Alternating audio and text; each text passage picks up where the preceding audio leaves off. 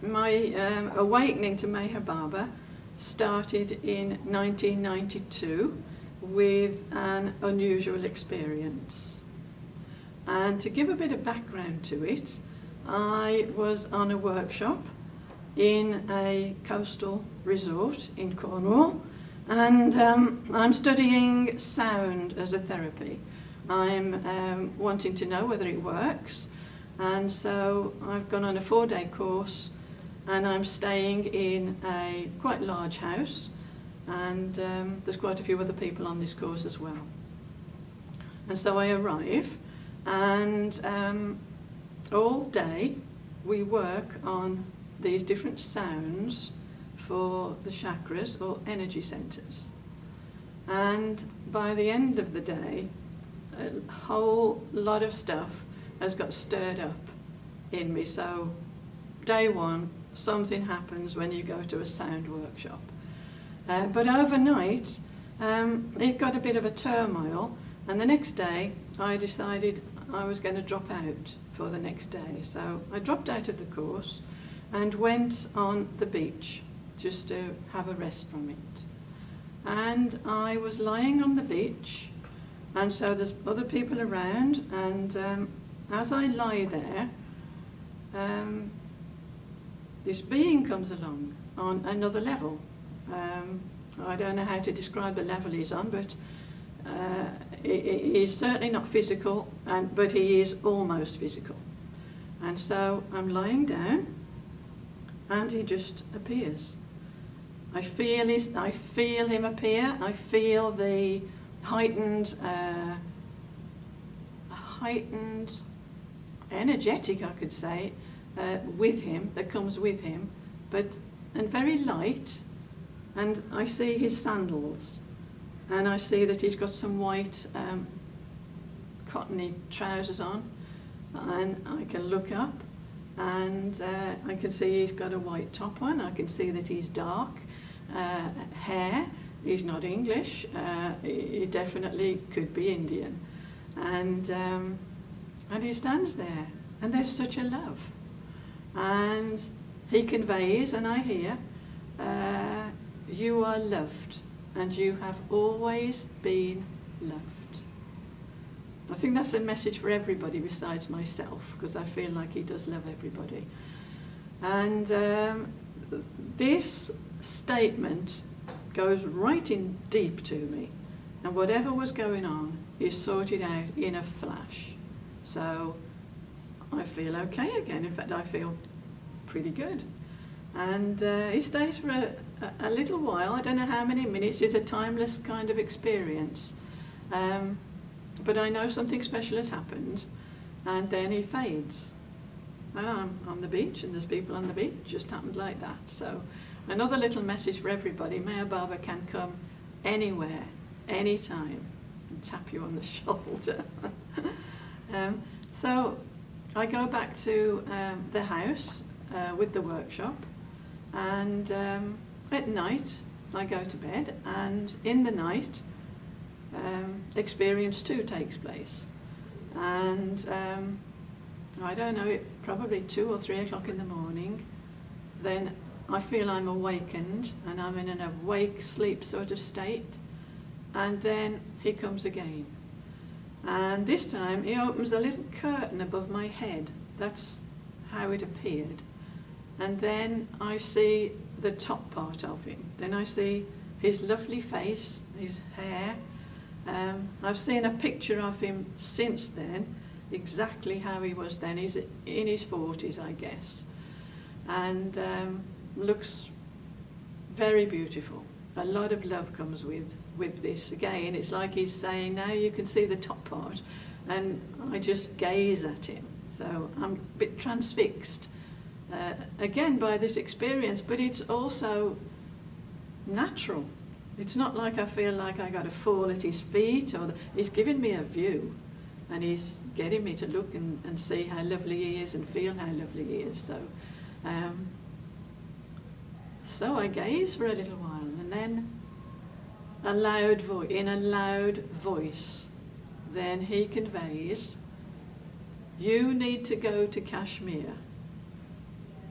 And so I thought this would wake everybody up in the house, it was so loud, which I'm later surprised at as he was a silent master. So this is the directive, this is the challenge, and I look a little bit longer and then the curtain closes and he's gone. Meanwhile, I'm left thinking, well, Kashmir, what is that about? And I feel like I don't even know where it is. I know it's in the east. I have no desire to go there. I've never travelled on my own. I've always travelled with the family. And but I think, okay, I'll remember it, Kashmir sweaters, that'll keep the memory there. I didn't think to write it down or anything. I just go back to sleep. In the morning I wake up, it's still there. I'm thinking, Kashmir, where is Kashmir? And then I hear him convey something again, and this time he says, look in the morning paper. And when I go downstairs, the lady of the house had got morning papers, and there was one of the large papers like the Telegraph or the Guardian or one of those larger ones. And I get it and look in it, and there's 2 full pages all about Kashmir.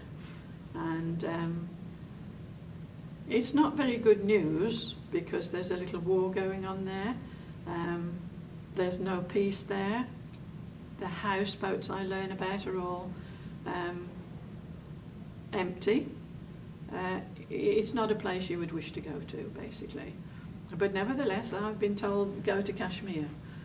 And so I kind of move it out of my main consciousness for a little while. Later in the day, on the workshop, I'm back on the workshop, somebody says, did you have any dreams last night?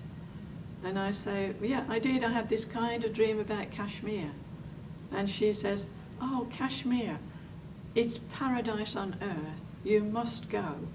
She'd been there 2 years before, and so I've got these 2 pictures, Kashmir the dreadful and Kashmir the paradise.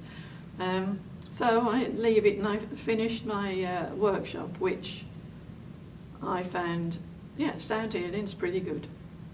It does work, so long as you know how to clear. You know how to deal with the stuff it clears. And I go back home, and I'm used to doing a bit of meditation. I live in Glastonbury, which is an alternative kind of place.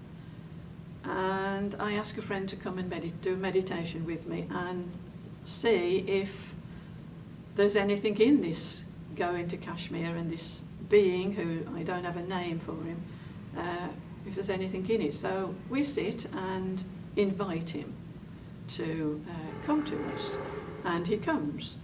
And we did this many times, and he came. And he looked lovely. He looked a little bit different each time he came. And he'd come with a jacket on, this colour, this lovely peach colour sometimes he would wear, or a pink jacket, and just looking very pleased with himself and assuring me that this was a trip that I needed to do, that he was going to take care of me, and that I should start to plan it. And so I did start to plan it, and I found a travel agent who had an office in London and one in New Delhi, and they had one in Srinagar, which is the capital of in Kashmir. And so I put the whole trip in their hands. Well, in these meditations, he'd given some other places that he wanted me to visit. So, and he'd also shown a little image of, in fact, it was the only image he showed, of a little building with a white dome on top. No idea what it was, no idea who he is, except that he's feeling pretty good, and I feel I can trust him. And I feel I should do this trip. It doesn't even enter my head that it's a challenge, really. It just is something that I feel like he just swept me along into it. And so I leave this travel agents to book the hotels and everything. I say where I want to go and that. And they put a little safety in the trip by having one of their people meet me off an aircraft or off a train and put me on another one to go wherever I needed to go. And so I have the trip more or less fixed. I still don't have any name. I don't know who he is, except that he has got all the feelings of a master about him. And I think might be 3 months before I'm going on this trip. We run a guest house in Glastonbury, so I'm used to people coming to stay.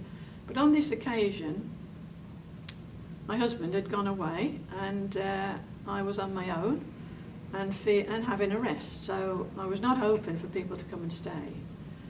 But 2 people did come to the door unexpectedly, and they asked if they could stay the night. And I was just about to say, no, I'm not open. And they said, we're on our way to India. And so I thought, oh, okay, India, that sounds good, as I'm going to India. Yes, you can stay. And then they said they were on their way to the Barber Centre. And so they stayed the night. And some of you may know Jack Small, as it was Jack Small who came to the door with his wife Gwendolyn. And she was exploring some of the myths and legends of Glastonbury. That's how they came, via Glastonbury.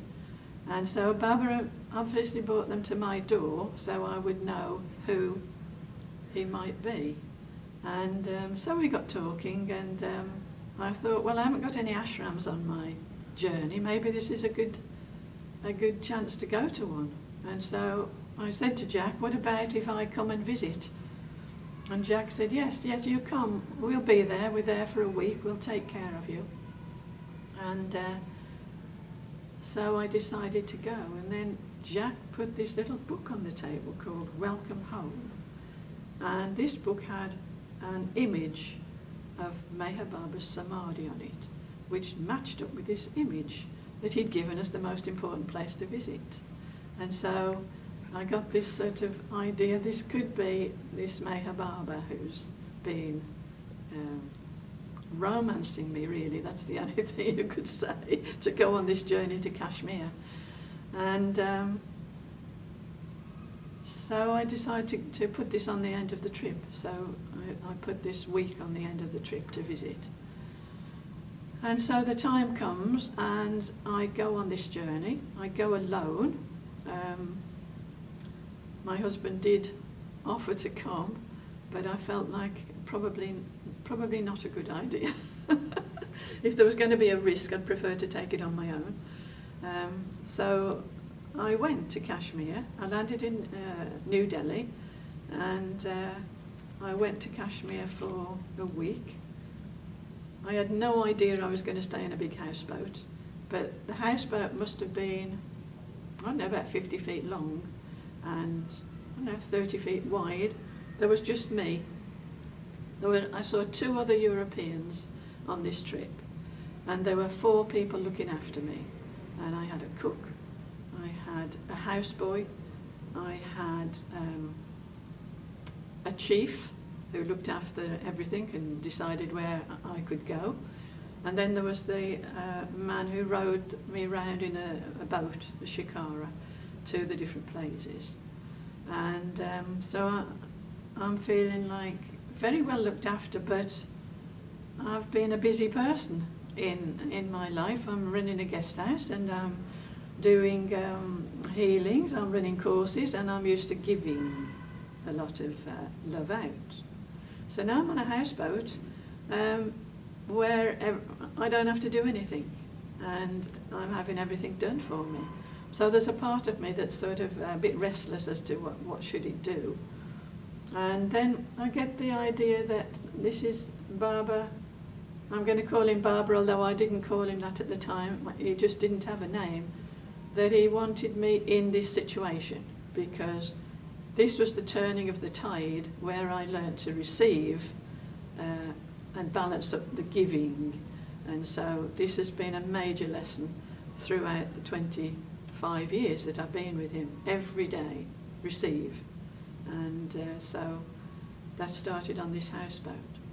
And at first, I felt like a little trickle of a different kind of an energy move through my energy field.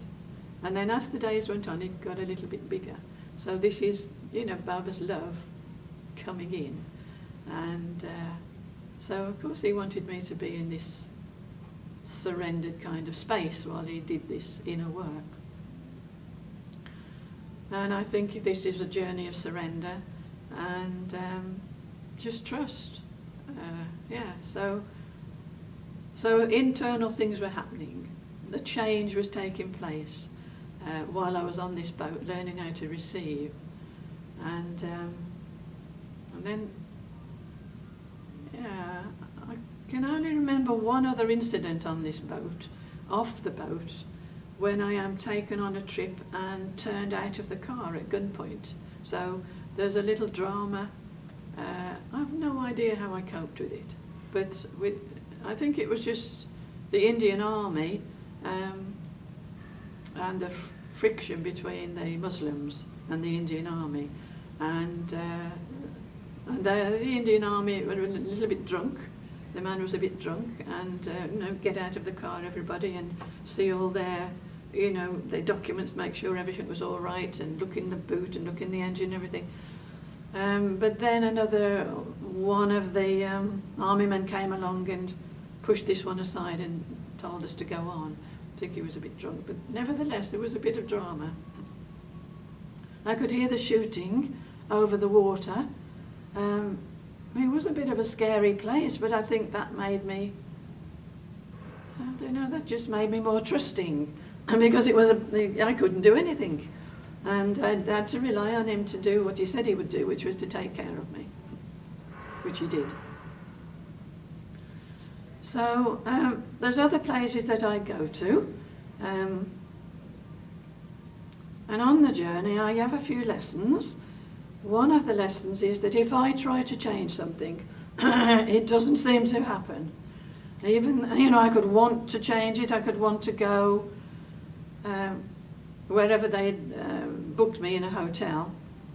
For instance, I went to Udaipur, and I met up with some more Western people, and I wanted to move to their hotel.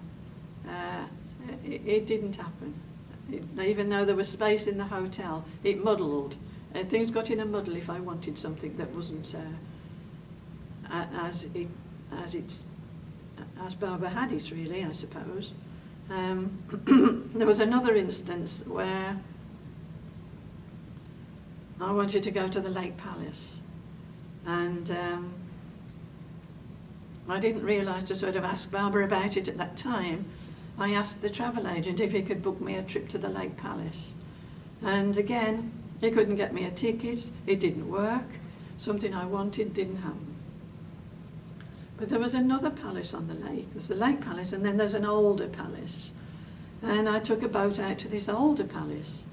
And when it came time to come back home from the palace, there were boats that went from the old palace to the Lake Palace, which is the new palace, and boats that came back to the shore. And they looked the same. I didn't notice if there was a name on them. And so I got on the boat to come back to the shore, which took me straight to the Lake Palace. And so it was a bit like Barber saying, no, just do it my way, let me do it, and I'll take you to these places. So I learnt to sort of ask him or put it to him, and then allow him to do it. So yeah, lots of lessons on the trip. But then arriving at Mehrabad, which I had got no idea of him. I didn't know there were disciples.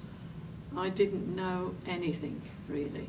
So I went into his samadhi, and I just knew instantly that he was Christ. It was like just an instant recognition of him.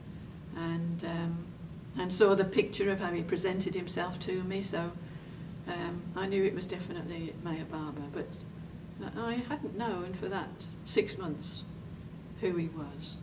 So Yeah, and I liked travelling in India with Indians, and then I arrived at Mehrabad, and here we are with mainly Americans, and so that was a surprise. And then going to meet his close ones and his home, all just very delightful. So I think that's the end of that part, where he's given me the big awakening. It takes me a year to recover from this trip, because everything has changed in me. It's like, I don't know, there's a new energy in my system, and so I have to get used to it, and it doesn't feel particularly pleasant. It feels like a bit, I don't know the word we would use, would be souped up. It goes a bit too fast to how it was before. So I have lots of therapies and to try and calm it down a bit. Meanwhile, Barber's busy trying to give me many more lessons and teachings. This goes on probably for maybe 4 years. But he's very good on the communication front with me and appearing to me. And when he appears, he's teaching me. And so he's not just appearing because of me, he's appearing because he wants me to learn something from from where he is appearing. And so it's the practical things of life that he wants me to be aware of him in the practicalities. So I could be cooking. And so I'm just doing the cooking, and then here he is at my side. And so it's like the whole energetic of cooking changes, and it becomes a much lighter experience, a more energized experience, and ideas of what else to put in the cooking comes. And it's just teaching, I'm with you when you're cooking. I'm with you when you're doing everything. So the cooking would be one place he would come. Driving the car, he would be, driving, I'm driving, he's there. So it's like, yeah, I'm here too. I'm not going anywhere. If you don't see me, I'm still here. And then he would sort of pop into his form so as I could see him and know, yeah, I'm here too. In the bathroom, yeah, I'm here too. It's like all over the place. You're not going to escape him. Once he's there and you're awakened, doesn't matter if you see him or not, but he did give me that experience of knowing, certain knowing that he's there. So that, I think, is something for everybody, because everybody doesn't get that. And he gives some things to a few people, and that person can then share it, pass it on to other people, so that they can get that knowing as well. He did that for quite a long time before it faded, started to fade out. Occasionally, I think maybe for a bit of fun sometimes he would appear like on a bus or something like that, unusual place. But in general, he faded that one out. Yeah, but listening, yes, I can still listen, and he's able to convey what he's wanting of me. Yeah, but not as frequently as he did do. More knowing. I'm perhaps expected more now to know something, rather like a couple who've been together for a long time get to be aware of each other's thought patterns, and sometimes I think with a couple it's just like a nod of the head and they know what you mean. It's a bit like that I have had to move into that space of knowing, and sometimes you'll convey it with a thought pattern coming into my mind, but more than anything I know what he wants now. But you've got to be quiet to hear Barber. You've got to be quiet to know what he wants. And one of my other lessons is being aware of his presence at all times. So I've had a good training in that one with him. And one of them is when I settle down to watch one of my favourite television programmes. And the one that I like best is the Strictly Come Dancing, with all the ballroom dancing, the wonderful dancers and that. So This is a true delight. So settle down to watch it, put the television on, hear the little voice. Barber's got an important message for me, therefore I should listen. And so I'm feeling like, I want to say, well, not now, Barber, because I've got my program on here. Can it wait? I know not to do that one. And so I'm sort of feeling like this is the way that he gets us, and this is the way we realise what we're wanting out there. I want my program. And then Barbara's saying, but I'm here. I've got this important message. So I say, well, okay, well, I'll switch it off. Then I'm not being tempted to switch it off. No. He doesn't want it switched off. He wants me to be aware of him while I'm watching. And there's quite a big teaching in this, because we do it all the time. We're on the phone, and isn't it wonderful to talk to our friends, and we're so into it, we've lost him. And whatever we do with such excitement and we're really into it, we've lost him. So the lesson here is that whatever you're doing, you keep that awareness, and then, you can watch the television, but you need to stay aware of him. Your television program's going to be on and gone. He's always going to be here. You need to keep a hold of what's real. And so those kind of situations, I've had many lessons in that kind of way, is keep a hold of his presence. I think the beads on one string is an important thing as well for myself. So I find I've spread him out into other religions. That's another thing. So I take him where he wants me to take him. So we've got a cathedral nearby, and we've got a lovely little chapel associated with that. So I take him into the cathedral, I take him into the chapel frequently, and because I'm aware of the energetics of places, it changes when you take him in somewhere, when you start using his prayers. Yeah, so I feel like I've taken him in, and his prayers are sort of intertwined into the Christian ones that are said there. And I feel it does change, and there are lovely things happening in the Christian world. Yeah, so I'm impressed with some of it. And then in Glastonbury we've got a ruined abbey. Wonderful, because that means ruin means the old is broken down, yes. So I take Barber in, and we can build his prayers in and start doing things there. And we've got a sacred garden, again, which is very spiritual. People come from all over the world to Glastonbury, thousands of them. And so I feel like by taking him energetically into these places, then they're going to pick something up. Yeah. So that's another aspect of the work. The thing is, when I see him in the movies, I don't kind of see the same Barber as I experience. Because I think he's sort of veiled by his human form, whereas his next level up, he's more, you can see more light in him. Yeah. And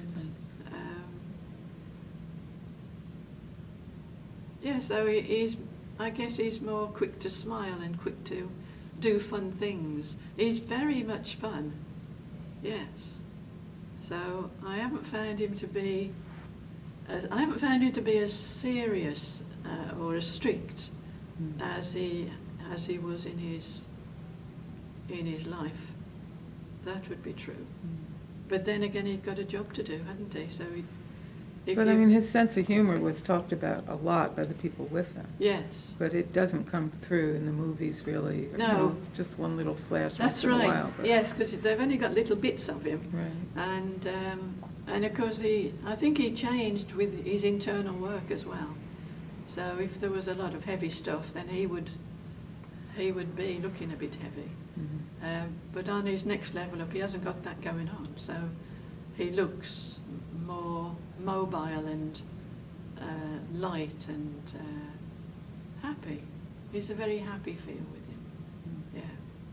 So I guess you want to please him, and that's part of it, isn't it? If you do something out of love, it's different to doing it because you feel you've got to. And it's the same where the prayer is concerned that I do with him. If I'm doing it because it's feeling that this is the thing that needs doing, it's coming from the heart. And I'm involved, I am it, I am the prayer that's being said. It's different to feeling like, oh, I must say this prayer here, because it's a different kind of energetic with it. So I guess I wouldn't have had that knowledge in the first instance. And that does bring a little story to mind where on the prayer front, when I first went out to India, and there was arti and prayers being said, which I didn't like at first. Interesting that I do so much of it now, and at first I didn't like it. It reminded me of the Lord's Prayer, that we had to say it in school. And I just was so bored with it that when I get out to Mehrabad and this is being said and you didn't have to do it, then I didn't do it. And I think it was on the second trip, when I'm again opting out of it, that one morning, you know, the bells rung and everything, and I'm sort of happily letting all these people in the dormitory go, and I feel these pair of hands like a forklift truck, actually. Like Barber's standing by the side of me and they're going underneath me like that, and it's like he's turning me out of bed. Yeah, and I don't need him to tell me where I'm supposed to go. And so then I go up to do prayers and arti, and it's so interesting that in the middle of it, he gives me such a big experience, and I feel like, you know, like a computer chip. It's a small little chip, but I felt like he put the whole of the samadhi into my heart, in like a little chip. That's how it reminds me of a computer chip. You wouldn't get the whole thing in, but that's what I felt like. The whole thing went in and would always be there with me, was his samadhi. And so after that, I want to go to all arti and all the prayers and everything. So that was a pattern. When we talk about sanskaric patterns, that's one he removed, was the disliking of the prayers.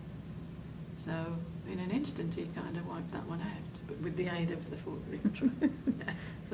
You are going to arti.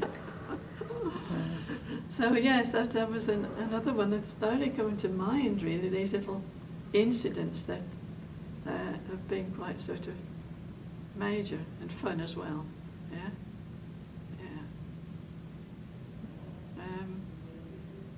Another one, I will tell this one, it's a bit of a strange one, but people may not pick it up. But it's my knowledge that we have this body, and we're a bit like these Russian dolls, where we get a different energy frequency bodies within this one. So basically we've got a little stack of them. And so your next one up is identical to this one. And when you die, all right, say transition from this life to your next station, you're going to let go of this one and you're going to travel in your next one. It's simple. That's why Barber says there's nothing difficult about it. It's like it's like getting on a bus, you know, you're just going to move with it. And the trouble comes in that we don't want to go. Anyway, this is a little story about arriving in Mehrabad with my daughter. And I'm not so good on the aircraft. And so I arrive and I've got this pain in my shoulder and going down my arm.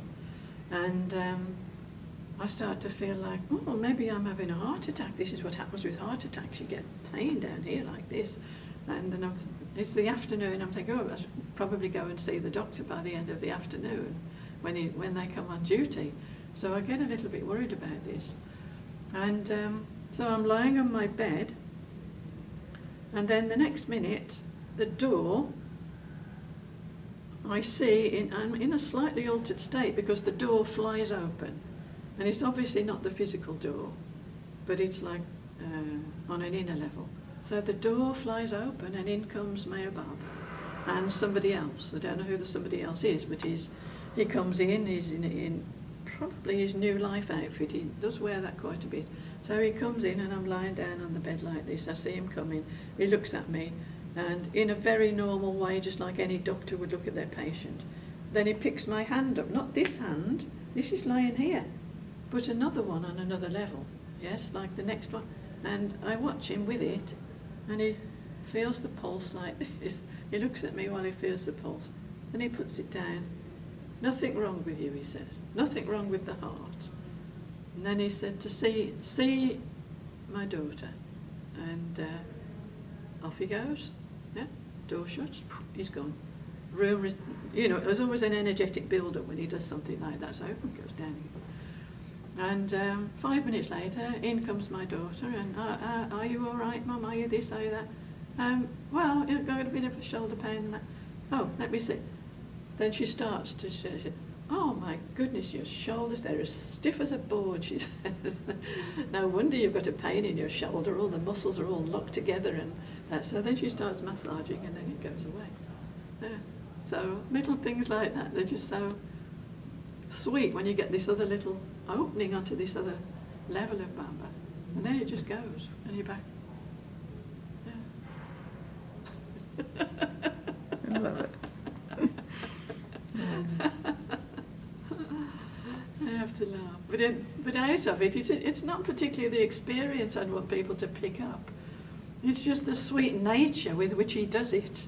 Yeah. It doesn't necessarily matter that he's doing this for me, but it's like how caring and how loving that he took the trouble to allay my fears and worries and tell me exactly what to do. Hannah, she knows. Yeah. He didn't wipe it away. It was like, now you go through normal channels and, yeah, it can be dealt with like this. And then he was gone. Yeah. Amazing. So I think he does so much that people can't see, that it's nice just to say, when you can see, that they know he's there.